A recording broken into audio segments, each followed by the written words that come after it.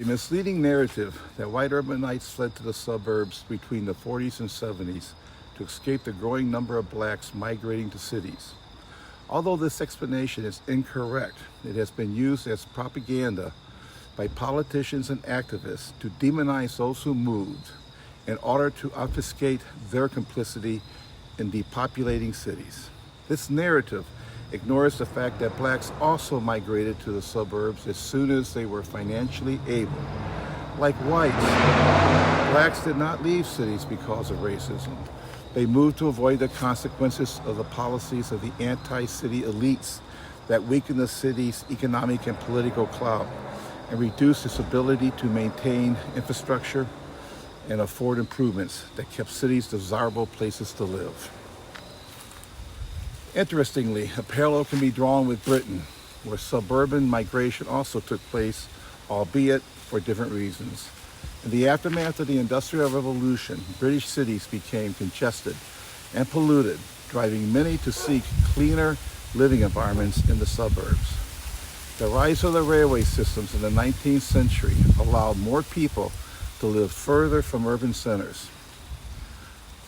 Following World War II, the British government's housing initiatives led to the construction of many suburban homes and new towns.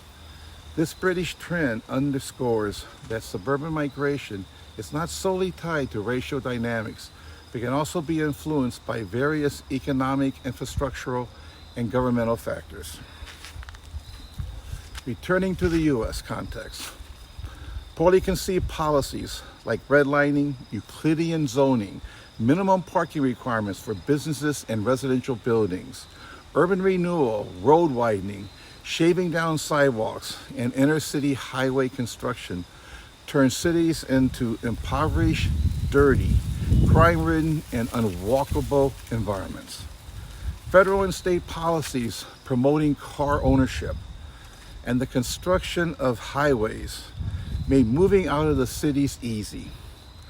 Once you own an automobile, have access to good roads, and drive to work in stores as Euclidean zoning turned walking cities into driving cities, there are few incentives to stay in a city in decay. The ethos that still permeate American culture is the dream of owning a house in the suburbs. Although the big box stores, malls, and shopping centers in the suburbs are bleak wastelands and resemble a gulag, people get used to routine no matter how boring and limiting the routine becomes.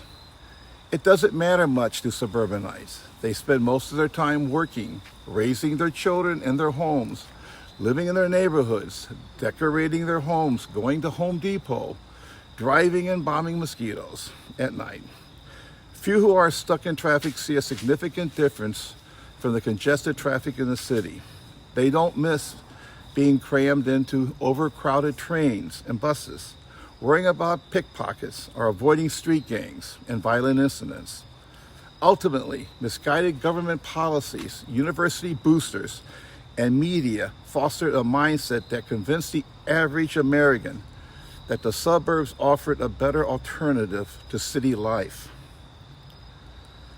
Interestingly, the policies that harm cities were implemented by city, state, and federal politicians, bureaucrats, and academics who seem unaware of the damage they were causing the cities that generate the wealth they depend on.